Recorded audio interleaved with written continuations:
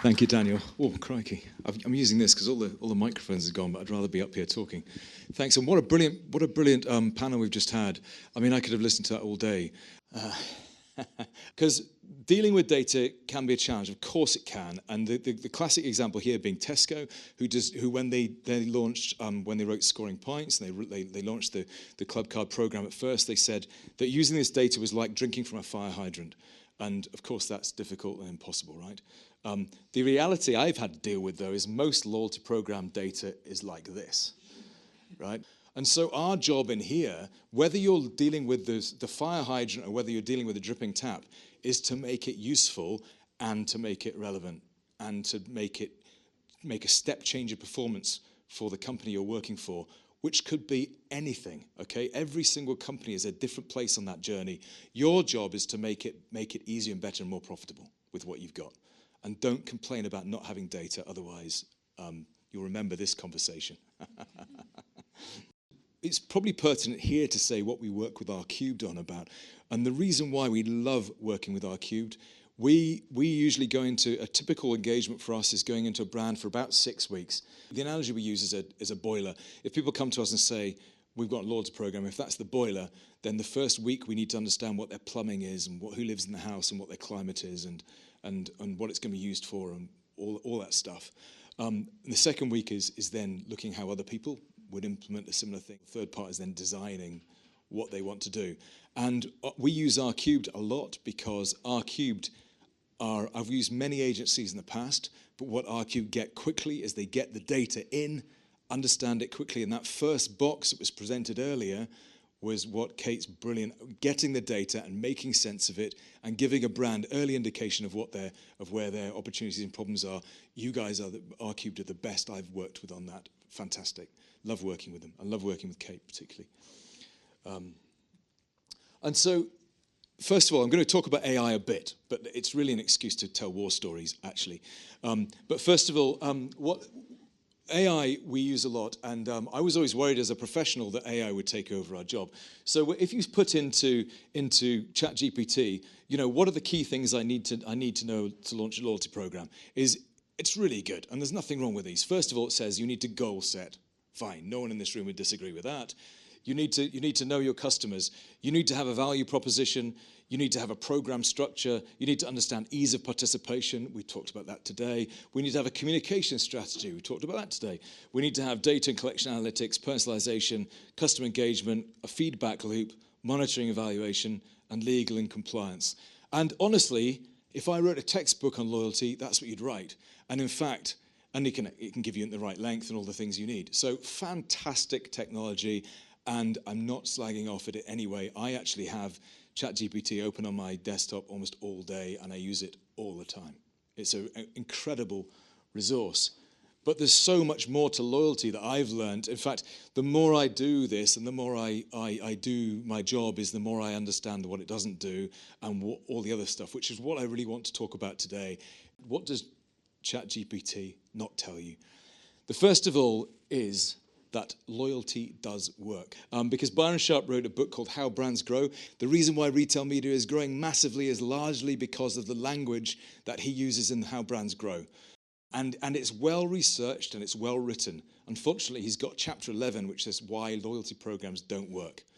And in that chapter, he says that looking for changes in customers' behavior from when loyalty programs were implemented is difficult because it requires having data over long periods of continuous purchasing before and after implementation, which means that you can't really measure something until you've done something. And you can't it's the leap of faith, but you can't measure what you did before. What he's also saying is, he also says, and you have to measure over a long period and through at least 2 changes of market behaviors. He just happens to be wrong. And I'll show you why he's wrong because of this case study that I had from many years ago. So can I talk you through this graph? So first of all, this is transactional data from a loyalty credit card from Alliance Leicester, and this is a money-back credit card. So people took this credit card to earn money back, okay? But you could earn double money back at a number of partners that we partnered with. And so we did a deal, and this is the UK petrol market. The pink line here is BP. The blue line here is Esso.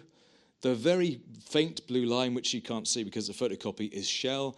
This line up here is independents. In the UK, we still have a very large number of independents, or at least they look like independents on your bank statement, right? Because they say Daniel Guest Motors, okay? And then along here is the supermarkets, supermarket penetration. And so what happened here is we launched the program, so we said, now you can earn double money back at BP. And we advertised in statement inserts. How many people remember statement inserts? Yeah, a few nodding heads, but not very many amongst the younger people. So, and then you can see that so BP had consistently 13% market share, Esso consistently 16, 17% market share.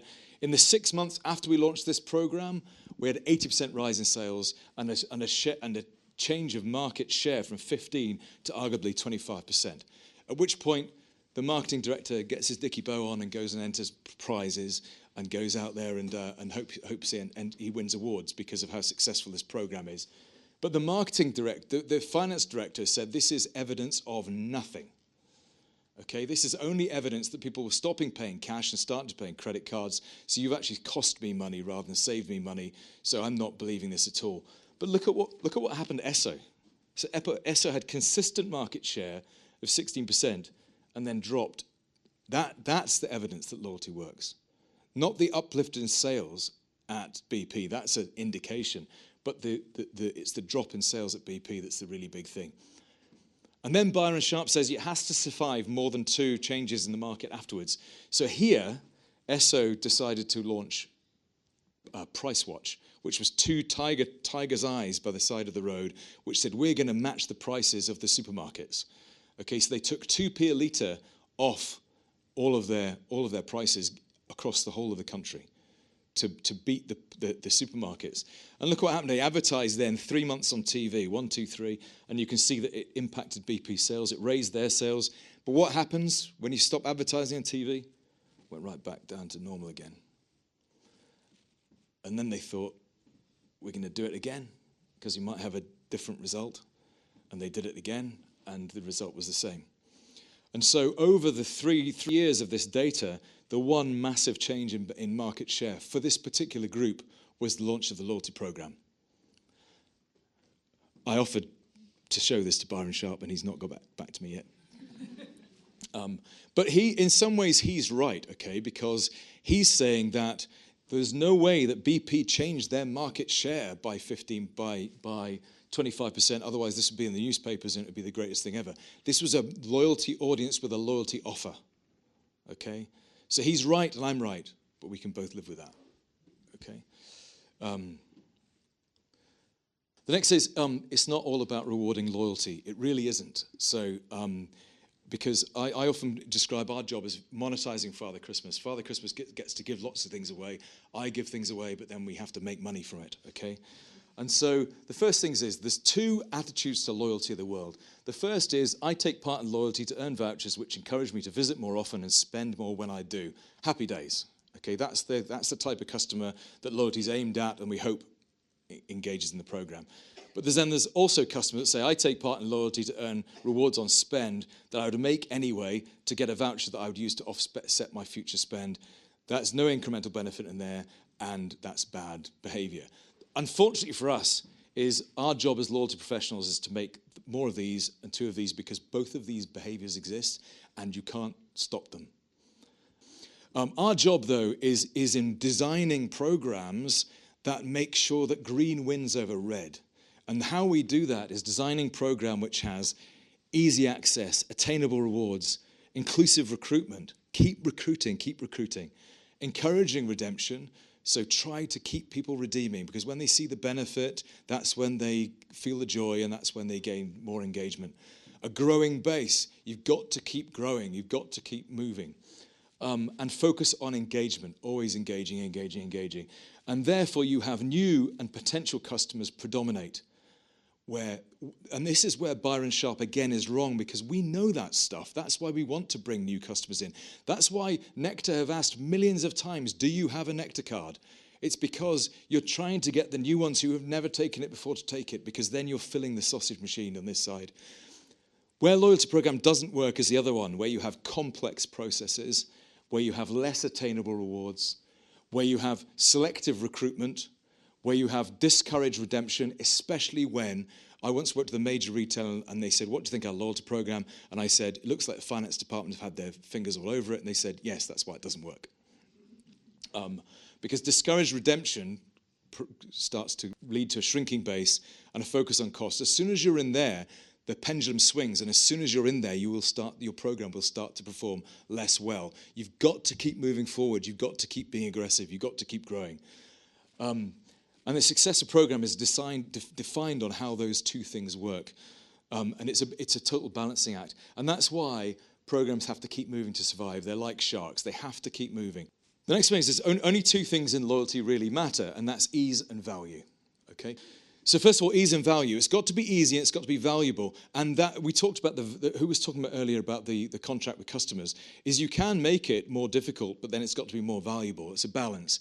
And one of the examples I used earlier here was Pets at Home. Pets at Home don't really give you a reward, but they make it so easy that why would you not take part in it? So if you don't need a reward and you make it easy, then it works.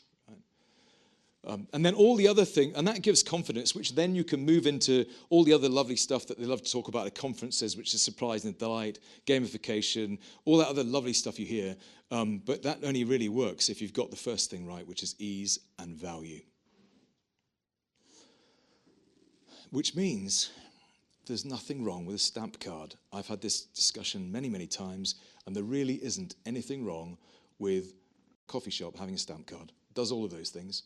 Might not give you all the data, but if it works and customers come back and they use that mechanic, what's wrong with that? That's job done.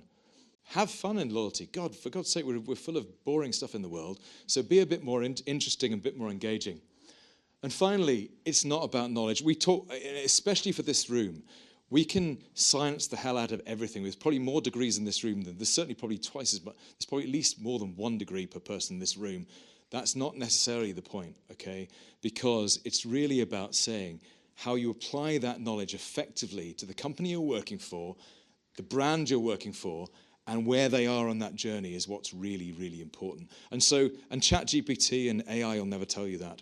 It's getting a feeling for where you are, what you can do, and how you can make a difference is what it's all about.